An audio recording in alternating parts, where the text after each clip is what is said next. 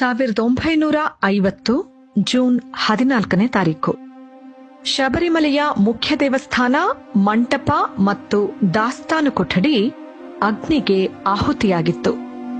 ದೇವಸ್ಥಾನಕ್ಕೆ ಹೋಗುವ ಬಾಗಿಲಿನ ಮೇಲೆ ತೀವ್ರತರವಾದ ಕೊಚ್ಚಿದ ಗುರುತುಗಳು ಕೂಡ ಕಾಣಿಸ್ತಾ ಇತ್ತು. ಅಯ್ಯಪ್ಪ ಮೂರ್ತಿಯ ತಲೆಯ ಭಾಗವು ಭಗ್ನವಾಗಿದ್ದರ ಜೊತೆಗೆ ಎಡ ಅಂಗೈ ಮತ್ತು ಬೆರಳುಗಳು ಕೂಡ ಕತ್ತರಿಸಿ ಬೇರ್ಪಡಿಸಲ್ಪಟ್ಟಿತ್ತು. ಇಷ್ಟೇ ಅಲ್ಲ, ಮುಖ ಮತ್ತು ಹಣೆಯಲ್ಲಿ ಕತ್ತರಿಸಿದ ಗುರುತುಗಳು ಕೂಡ ಇದ್ವು. ಈ ಘಟನೆ ನಡೆದ ಸ್ಥಳದಲ್ಲಿ ಕೊಡಲಿ ಕೂಡ ಕಂಡುಬಂತು. ಸಿಐಡಿಯ ಸ್ಪೆಷಲ್ ಬ್ರಾಂಚ್ನ ಡಿವೈಎಸ್ಪಿ ಕೆ ಕೇಶವ ಮೆನನ್ ಅವರು ಸಾಂದರ್ಭಿಕ ಸಾಕ್ಷಿಗಳ ಪ್ರಕಾರ ಇದು ಕ್ರಿಶ್ಚಿಯನ್ ಪಿತೂರಿ ಅನ್ನೋ ತೀರ್ಮಾನಕ್ಕೆ ಬಂದರು. ಇಂತಹ ಕಾರ್ಯವನ್ನ ಮಾಡೋದಿಕ್ಕೆ ಕ್ರಿಶ್ಚಿಯನ್ನರಿಗೆ ಇದ್ದಂತಹ 2 ಪ್ರಮುಖ ಕಾರಣಗಳು. ಮೊದಲನೆಯದು, ಶಬರಿಮಲೆಯ ಸುತ್ತ ಇದ್ದಂತಹ ಪರಿಸರವನ್ನು ಹಿಂದೂಗಳು ಪೂಜನೀಯವಾಗಿ ಕಾಣ್ತಾ ಇದ್ರು. ಆ ಪರಿಸರವನ್ನು ಅಯ್ಯಪ್ಪ ಸ್ವಾಮಿಯ ಉದ್ಯಾನವನ ಅಂತಾನೆ ನಂಬಿಕೊಂಡಿದ್ರು. ಹಾಗಾಗಿ ಶಬರಿಮಲೆಯ ಬೆಟ್ಟದ ತಪ್ಪಲಿನಲ್ಲಿ ಇದ್ದಂತಹ ಕ್ರಿಶ್ಚಿಯನ್ನರು ಕಾಡು ಪ್ರಾಣಿಗಳ ಬೇಟೆಯಾಡೋದನ್ನ ಹಿಂದೂಗಳು ತೀವ್ರವಾಗಿ ವಿರೋಧ ಮಾಡಿದ್ರು.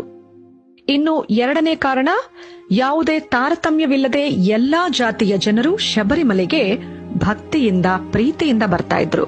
ಇದರಿಂದ ಬಡ ಹಿಂದೂಗಳನ್ನ ಮತಾಂತರ ಮಾಡೋದು ಕ್ರಿಶ್ಚಿಯನ್ನರಿಗೆ ಅಸಾಧ್ಯ ಆಯಿತು. ಇದು ಕ್ರಿಶ್ಚಿಯನ್ನರಲ್ಲಿ ಹೊಟ್ಟೆ ಕಿಚ್ಚನ್ನು ಹುಟ್ಟುಹಾಕ್ಬಿಡ್ತು. ಇದಾದ 68 ವರ್ಷಗಳ ಬಳಿಕ ಶಬರಿಮಲೆ ದೇವಸ್ಥಾನದ ಮೇಲೆ ಮತ್ತೊಂದು ದಾಳಿ ನಡೆಯಿತು. ಈ ಬಾರಿ ಒಂದು ವ್ಯವಸ್ಥಿತ ಮತ್ತು ಬೌದ್ಧಿಕವಾದ ದಾಳಿಯಾಗಿತ್ತು. 2018 ಸೆಪ್ಟೆಂಬರ್ 28 ಋತುಮತಿಯಾಗುತ್ತಿರುವ ಹೆಣ್ಣು ಮಕ್ಕಳು ಶಬರಿಮಲೆ ದೇವಸ್ಥಾನಕ್ಕೆ ಹೋಗಬಹುದು ಅನ್ನುವಂತಹ ತೀರ್ಪನ್ನು ನೀಡೋದ್ರ ಮೂಲಕ ಭಾರತದ ಸುಪ್ರೀಂ ಕೋರ್ಟ್ ಶಬರಿಮಲೆಯ ಪಾರಂಪರಿಕ ಸಂಪ್ರದಾಯವನ್ನ ತೆಗೆದುಹಾಕ್ಬಿಡ್ತು. ಅಯ್ಯಪ್ಪ ಸ್ವಾಮಿಯ ಭಕ್ತರಾದ ಹೆಣ್ಣು ಮಕ್ಕಳು ಈ ನಿರ್ಧಾರದ ವಿರುದ್ಧವಾಗಿ ಇವತ್ತಿಗೂ ಪ್ರತಿಭಟನೆಯನ್ನ ನಡೆಸ್ತಾನೆ ಇದ್ದಾರೆ. ಇನ್ನು ದೇವಸ್ಥಾನದ ಒಳಗೆ ನುಗ್ಗೋದಿಕ್ಕೆ ಪ್ರಯತ್ನ ಪಟ್ರಲ್ಲ ಹೆಣ್ಣು ಮಕ್ಕಳು, ಅವ್ರ ಬಗ್ಗೆ ತಿಳ್ಕೊಳ್ಳೋಣ. ಕವಿತಾ ಜಕ್ಕಾಲ ಪತ್ರಕರ್ತೆ, ರಿಹಾನಾ ಫಾತಿಮಾ ಮುಸ್ಲಿಂ, ಕನಕದುರ್ಗ ಮತ್ತು ಬಿಂದು ಈ ಇಬ್ರು ಕೇರಳವನ್ನು ಆಳ್ತಾ ಇದ್ದಾರಲ್ಲ ಕಮ್ಯುನಿಸ್ಟ್ ಪಕ್ಷ ಸಿಪಿಐಎಂ, ಇದರ ಬೆಂಬಲಿತರು. ಕ್ರಿಮಿನಲ್ ಆರೋಪವನ್ನು ಹೊತ್ತಿರುವಂತಹ ಬಿಂದು ಓರ್ವ ಮಾವೋವಾದಿ. ಇವರೆಲ್ಲರಲ್ಲಿರುವಂತಹ ಸಮಾನವಾದ ಅಂಶ ಏನು ಗೊತ್ತಾ? ಇವರು ಯಾರು ಅಯ್ಯಪ್ಪ ಸ್ವಾಮಿಯ ಭಕ್ತರಲ್ಲ. ಅಸಲಿಗೆ ಅಯ್ಯಪ್ಪ ಸ್ವಾಮಿಯ ನಿಜವಾದ ಭಕ್ತರಾದ ಹೆಣ್ಣು ಮಕ್ಕಳು 756 ಕಿಲೋಮೀಟರ್ ಉದ್ದದ ಹಾದಿಯಲ್ಲಿ ಅಯ್ಯಪ್ಪ ಜ್ಯೋತಿಯನ್ನು ಹಿಡಿಯೋದ್ರ ಮೂಲಕ ಸುಪ್ರೀಂ ಕೋರ್ಟ್ನ ತೀರ್ಪಿನ ವಿರುದ್ಧ ಪ್ರತಿಭಟನೆಯೇ ನಡೆಸಿದ್ರು. ಇಷ್ಟೇ ಅಲ್ಲ, ಸುಪ್ರೀಂ ಕೋರ್ಟ್ 4-1 ಅನುಪಾತದಲ್ಲಿ ತೀರ್ಪನ್ನು ನೀಡಿದಾಗ ಸಾಂವಿಧಾನಿಕ ಬೆಂಚ್ನಲ್ಲಿದ್ದ 5 ಜನರಲ್ಲಿ ಬಹುಮತದ ನಿರ್ಧಾರದಿಂದ ಪ್ರತ್ಯೇಕವಾದ ನಿರ್ಧಾರವನ್ನ ನೀಡಿದವರು ಓರ್ವ ಹೆಣ್ಣು ಮಗಳೇ ಆಗಿದ್ರು. ಅವರೇ ಜಸ್ಟಿಸ್ ಇಂದು ಮಲ್ಹೋತ್ರಾ. ಯಾಕೆ ಅಂದ್ರೆ ಶಬರಿಮಲೆ ಸಂಪ್ರದಾಯವು ಲಿಂಗ ತಾರತಮ್ಯದ ವಿಷಯನೇ ಆಗಿರಲಿಲ್ಲ. ಮುಖ್ಯವಾಹಿನಿ ಮಾಧ್ಯಮಗಳು ಜನಸಾಮಾನ್ಯರ ಮನಸ್ಸಿನಲ್ಲಿ ಈ ಸಂಪ್ರದಾಯವು ಕೇವಲ ಹೆಣ್ಣು ಮಕ್ಕಳನ್ನು ನಿಷೇಧಿಸಿದೆ ಅಂತ ಅಚ್ಚೊತ್ತಿಬಿಟ್ಟಿತ್ತು. ಅದಕ್ಕೆ ಕಾರಣ ತನ್ನ ಮುಟ್ಟಿನ ಸಮಯದಲ್ಲಿ ಹೆಣ್ಣು ಮಗಳು ಅಪವಿತ್ರಳಾಗಿರ್ತಾಳೆ ಅಂತ ಕೂಡ ತಲೆಗೆ ತುಂಬಿಬಿಡ್ತು. ಈ ಮಾಧ್ಯಮಗಳು ಭಕ್ತರ ಮೇಲೆ ನಡೆದಂತಹ ದೌರ್ಜನ್ಯವನ್ನ ತೋರಿಸಲೇ ಇಲ್ಲ. ಅಯ್ಯಪ್ಪ ಸ್ವಾಮಿಯ ಭಕ್ತನೊಬ್ಬ ಸಿಪಿಐಎಂ ಕಾರ್ಯಕರ್ತನ ಹಲ್ಲೆಯಿಂದ ತಲೆಗೆ ಗಾಯ ಆಗಿ ತನ್ನ ಪ್ರಾಣನೇ ಕಳ್ಕೊಂಡಲ್ಲ. ನಿಮ್ಮಲ್ಲಿ ಎಷ್ಟು ಜನಕ್ಕೆ ಈ ವಿಚಾರ ಗೊತ್ತಿದೆ? ಇದಕ್ಕೆ ಬದಲಾಗಿ ಜನರ ಮನಸ್ಸಿನಲ್ಲಿ ಅಯ್ಯಪ್ಪ ಸ್ವಾಮಿಯ ಭಕ್ತರನ್ನ ಗೂಂಡಾಗಳು ಅಂತ ಬಿಂಬಿಸಲಾಯಿತು. ಸತ್ಯ ಏನು ಅಂದ್ರೆ, ಶಬರಿಮಲೆಗೆ ಮಹಿಳೆಯರ ಪ್ರವೇಶ ಖಂಡಿತ ಇದೆ. ಆದ್ರೆ ಸಂತಾನೋತ್ಪತ್ತಿಯ ಶಕ್ತಿ ಇರುವಂತಹ, ಅಂದ್ರೆ ಋತುಮತಿಯಾಗ್ತಾ ಇರುವಂತಹ ಹೆಣ್ಣು ಮಗಳು ಮಾತ್ರ ದೇವಸ್ಥಾನಕ್ಕೆ ಬರೋ ಹಾಗಿಲ್ಲ. ಇದಕ್ಕೆ ಕಾರಣ ಹೆಣ್ಣು ಋತುಮತಿಯಾಗುತ್ತಿರುವ ಸಂದರ್ಭದಲ್ಲಿ ಅಪವಿತ್ರಳಾಗಿರ್ತಾಳೆ ಅನ್ನೋದಂತೂ ಖಂಡಿತ ಅಲ್ಲ. ಇದೇ ಕಾರಣ ಅನ್ನೋದಾದ್ರೆ ಸಂಪ್ರದಾಯವು ಆ ಮಹಿಳೆಯನ್ನು 5 ದಿನಗಳ ಕಾಲ ಮಾತ್ರ ನಿಷೇಧ ಮಾಡಬೇಕಾಗಿತ್ತಲ್ವಾ? ಆದ್ರೆ ಇಲ್ಲಿ ಹಾಗಲ್ಲ. ಋತುಮತಿ ಆಗುವ ಅಷ್ಟೂ ಸಮಯ ಮಹಿಳೆಯರು ದೇವಸ್ಥಾನಕ್ಕೆ ಹೋಗೋದಿಲ್ಲ. ಇದನ್ನ ಇನ್ನೂ ಸರಿಯಾಗಿ ಹೇಳೋದಾದ್ರೆ, ಶತಶತಮಾನಗಳಿಂದಾನೂ ಅಯ್ಯಪ್ಪ ಸ್ವಾಮಿಯ ಋತುಮತಿಯಾಗ್ತಾ ಇರುವಂತಹ ಮಹಿಳಾ ಭಕ್ತರು ಪ್ರೌಢಾವಸ್ಥೆಗೆ ಬಂದ ನಂತರ ಋತುಬಂಧವನ್ನು ತಲುಪುವ ತನಕ ತಾವೇ ತಾವಾಗಿ ಶಬರಿಮಲೆಯಿಂದ ದೂರ ಇರೋದನ್ನ ಆಯ್ಕೆ ಮಾಡಿಕೊಂಡಿದ್ರು. ಆದ್ರೆ ಇದನ್ನ ಋತುಮತಿಯಾದ ಹೆಣ್ಣು ಮಕ್ಕಳು ಶಬರಿಮಲೆಯಲ್ಲಿ ನಿಷೇಧಿಸಲ್ಪಟ್ಟಿದ್ದಾರೆ ಅಂತ ಹೇಳೋದ್ರ ಮೂಲಕ ಸಂಪೂರ್ಣವಾಗಿ ತಿರುಚಲಾಯಿತು. ಕೇವಲ ಕೇರಳದಲ್ಲೇ ಅಯ್ಯಪ್ಪ ಸ್ವಾಮಿಯ 140 ದೇವಸ್ಥಾನಗಳು ಇವೆ. ಶಬರಿಮಲೆಯಲ್ಲಿ ಮಾತ್ರನೇ ಈ ನಿರ್ದಿಷ್ಟವಾದ ಸಂಪ್ರದಾಯ ಇದೆ ಅಲ್ವಾ? ಯಾಕೆ ಅಂದ್ರೆ ಶಬರಿಮಲೆಯಲ್ಲಿರುವ ಅಯ್ಯಪ್ಪ ನೈಷ್ಠಿಕ ಬ್ರಹ್ಮಚಾರಿ. ನೈಷ್ಠಿಕ ಬ್ರಹ್ಮಚಾರಿ ಅಂದ್ರೆ ಶಾಶ್ವತವಾದ ಬ್ರಹ್ಮಚಾರಿ ಅಂತ ಅರ್ಥ. So here is a situation, or here is an instance where the institution is dedicated to a celibate deity. That's point number 1. You mean the deity is celibate? The deity is celibate. There is absolutely no two ways about this particular fact that the deity's character is celibate. That is the nature of this particular deity. So the deity of the Sabarimala temple is a celibate deity. Exactly. So for me, that particular framing of this question is important. The deity in the Sabarimala temple is celibate. Therefore, the deity could have different forms in different temples, but at that particular temple, in that particular place, it has a celibate form. And that celibate form is given the name of Naishthika Brahmacharya, and in Sanskrit it simply means an eternal Brahmachari. Okay. So the god or the deity is a Brahmachari in the temple of Sabarimala. That's your point. That's number the 1. First point. We have to understand that if you want to have this discussion cannot start unless and until we take a look at the basis, which is the tradition. And what is the tradition? Every temple has a tradition with respect to the mythology it subscribes to, the history that it subscribes to, from where the tradition flows. In this case, the deity of Sabarimala, Lord Ayyappa, has taken upon himself, at least that is the belief, the vow of Naisthika Brahmacharya, which means eternal Brahmacharya. Naisthika Brahmacharya is equally a tradition which is observed by a lot of sadhus who are not meant to come in touch with women at all. And this is not based on misogyny. There could be reciprocal rules with respect to women and their contact with men.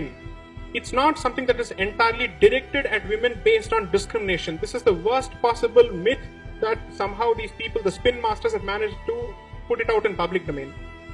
The rules of that school of thought require that you do not come in contact with women who still have reproductive capabilities.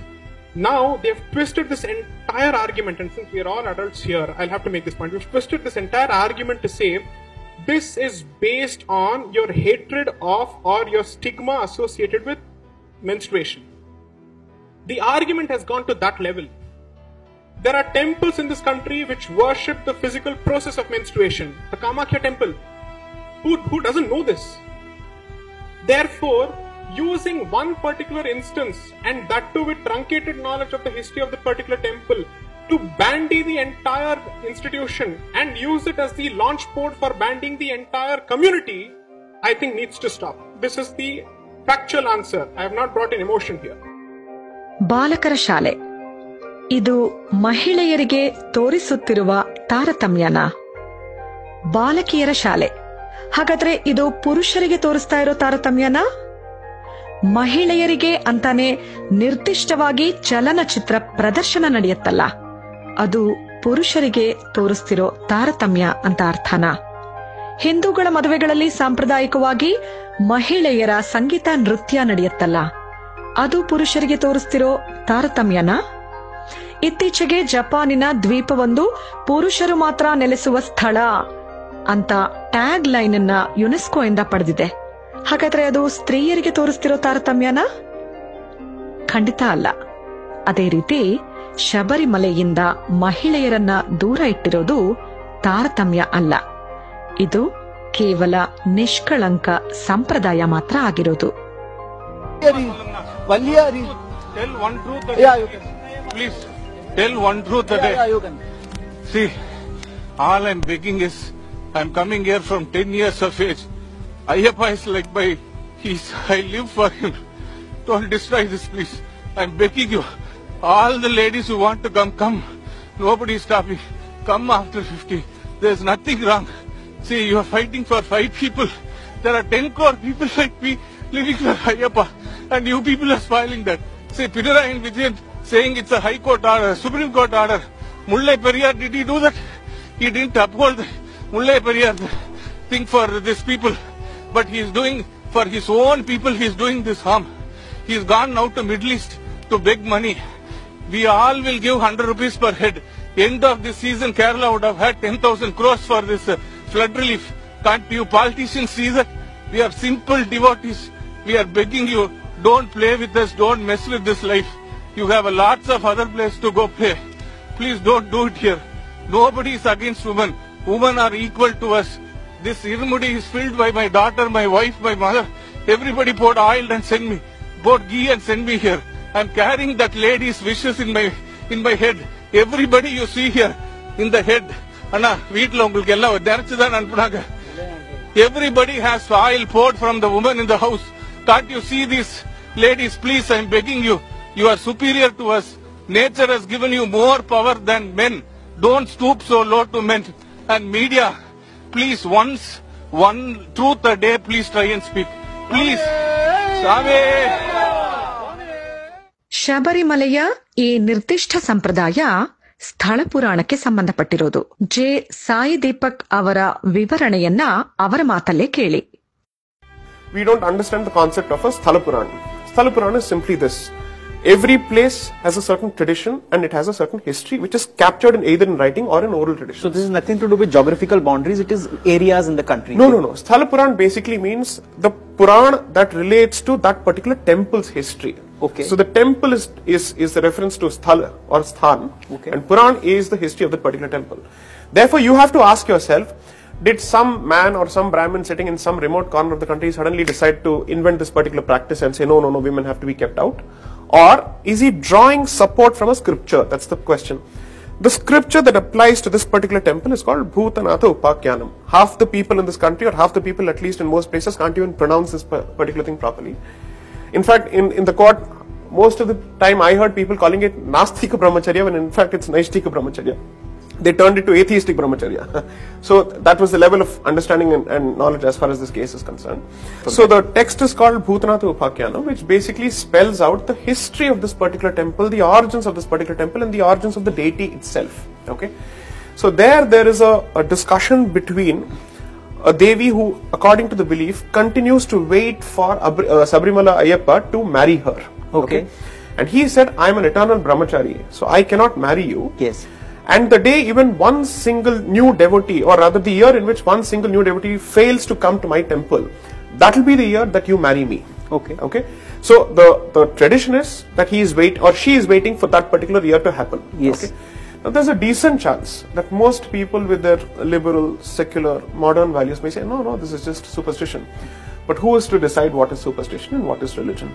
Okay, that is for people who put faith in that particular system to decide. You mean all the people who have faith in the Sabrimala temple? Who exactly.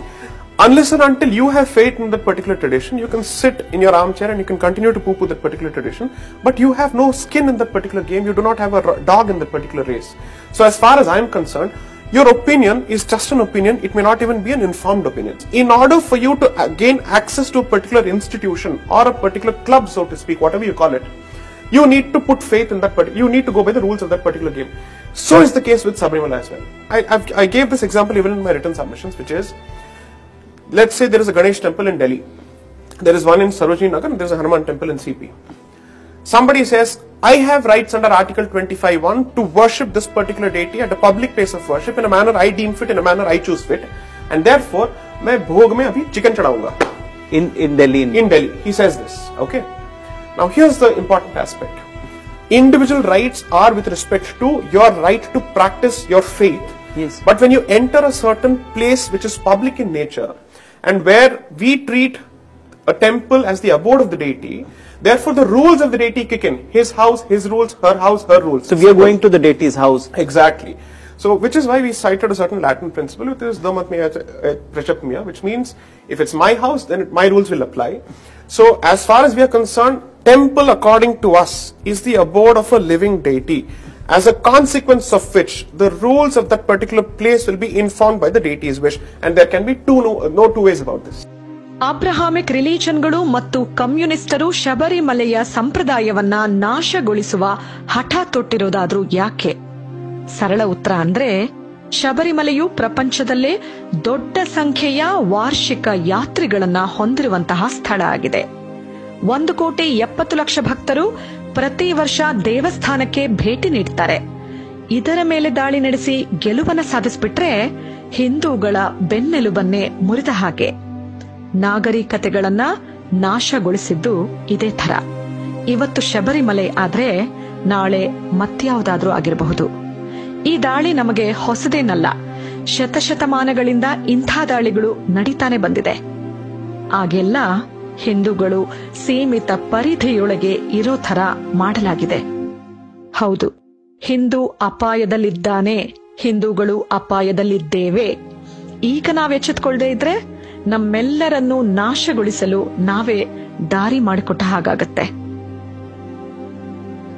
Ayyappa ಸ್ವಾಮಿಯು ಶೈವ ಮತ್ತು ವೈಷ್ಣವರ ಏಕೀಕರಣದ ಸಂಕೇತವಾಗಿ ಪರಿಗಣಿಸಲ್ಪಟ್ಟಿರುವಂತಹ ಭಗವಂತ. ಈ ಬಾರಿ ಅಯ್ಯಪ್ಪ ಸ್ವಾಮಿಯು ಇಂತಹ ಹಿಂಸೆಯ ವಿರುದ್ಧವಾಗಿ ಹೋರಾಡಬೇಕು ಅಂತಾನೆ ದಕ್ಷಿಣ ಮತ್ತು ಉತ್ತರದ ಹಿಂದೂಗಳನ್ನ ಒಂದುಗೂಡಿಸುತ್ತಿದ್ದಾನೆ. ಇನ್ನಾದ್ರೂ ಎಚ್ಚೆತ್ತುಕೊಳ್ಳಿ, ಇಲ್ಲ ಅಂದ್ರೆ ನಮ್ಮ ಕಣ್ಣೆದುರೇ ನಮ್ಮ ಪರಂಪರೆ ಸಂಪ್ರದಾಯಗಳು ಕಣ್ಮರೆಯಾಗೋದನ್ನ ನೋಡ್ತಾ ಇರಬೇಕಾಗತ್ತೆ. ಶಬರಿಮಲೆ ಪ್ರಕರಣಕ್ಕೆ ಸಂಬಂಧಿಸಿ ನಡೆಯುತ್ತಿರುವ ವಾಸ್ತವವನ್ನು ಹೆಚ್ಚಿನ ಜನರಿಗೆ ತಿಳಿಸಲು ಈ ವಿಡಿಯೋನ ಕೂಡಲೇ ಹಂಚಿಕೊಳ್ಳಿ. ಕೇವಲ ಆನ್ಲೈನ್ನಲ್ಲಿ ಮಾತ್ರವಲ್ಲ, ನಿಮ್ಮ ಸುತ್ತಲಿನ ಕನಿಷ್ಠ 5 ಮಂದಿಗಾದ್ರೂ ವಾಸ್ತವಾಂಶವನ್ನ ವಿವರಿಸಿ ತಿಳಿಸಿ. ಮಕ್ಕಳಲ್ಲಿ ಬುದ್ಧಿಶಕ್ತಿ ಏನೇ ಮಾಡಿದ್ರೂ ಸಹ ಹೆಚ್ಚಿಗೆ ಆಗ್ತಿಲ್ಲ ಅನ್ನೋರು ಶಾಸ್ತ್ರದ ಪ್ರಕಾರ ಈ ಸುಲಭ ಪರಿಹಾರವನ್ನು ಮಾಡಿಕೊಳ್ಳಿ. ಅನಾದಿ ಕಾಲದಿಂದಲೂ ನಮ್ಮ ಹಿರಿಯರು ಬ್ರಾಹ್ಮಿ ಪುಡಿ ಅಥವಾ ಸರಸ್ವತಿ ಪುಡಿಯನ್ನು ಹಾಗೂ ಇನ್ನು ಕೆಲವು ಗಿಡಮೂಲಿಕೆಗಳಿಂದ ತಯಾರಿಸಿದ ಪುಡಿಯನ್ನು ಜೇನುತುಪ್ಪದಲ್ಲಿ ಬೆರೆಸಿ ಮಕ್ಕಳಿಗೆ ನೀಡುತ್ತಿದ್ದರು. ಇದು ತುಂಬಾ ಪುರಾತನ ರಾಜಮನೆತನಗಳ ಪದ್ಧತಿಯಾಗಿದ್ದು, ಈ ರೀತಿ ಮಾಡುವುದರಿಂದ ಮಕ್ಕಳಲ್ಲಿ ಜ್ಞಾಪಕ ಶಕ್ತಿ ದಿನೇ ದಿನೇ ವೃದ್ಧಿಯಾಗುವುದರಲ್ಲಿ 2 ಮಾತಿಲ್ಲ. ಈ ರೀತಿಯ ಆಯುರ್ವೇದ ಔಷಧ ಬಳಸುವುದರಿಂದ ಬುದ್ಧಿ ಚುರುಕಾಗುತ್ತದೆ. ಶೀತ, ನೆಗಡಿ, ಕೆಮ್ಮು ಎಂದೂ ಕಾಡುವುದಿಲ್ಲ. ಮಕ್ಕಳಲ್ಲಿ ಹಸಿವೆಯನ್ನು ಹೆಚ್ಚಿಸುತ್ತದೆ. ದೇಹದಲ್ಲಿ ರಕ್ತ ಸಂಚಾರವನ್ನು ಸುಲಲಿತಗೊಳಿಸಿ ಮಕ್ಕಳಲ್ಲಿ ಇರುವ ಆಲಸ್ಯತನವನ್ನು ನಿವಾರಿಸುತ್ತದೆ. ಅಷ್ಟೇ ಅಲ್ಲದೆ ಕೆಲವು ಮಕ್ಕಳಿಗೆ ಇರುವ ಮಾತು ತೊದಲುವಿಕೆಯನ್ನು ತೆಗೆದುಹಾಕುತ್ತದೆ. ಜೇನುತುಪ್ಪದಲ್ಲಿ ಬೆರೆಸಿದ ಬ್ರಾಹ್ಮಿ ಪೌಡರ್ ಹಾಗೂ ಇನ್ನೂ ಇತರ ಗಿಡಮೂಲಿಕೆಗಳನ್ನು ಬೆರೆಸಿ ತಯಾರಿಸಿದ ಜೇನುತುಪ್ಪ ಬೇಕಾದಲ್ಲಿ ಈ ಕೆಳಗಿನ ನಂಬರ್ ಅನ್ನು ಸಂಪರ್ಕಿಸಿ.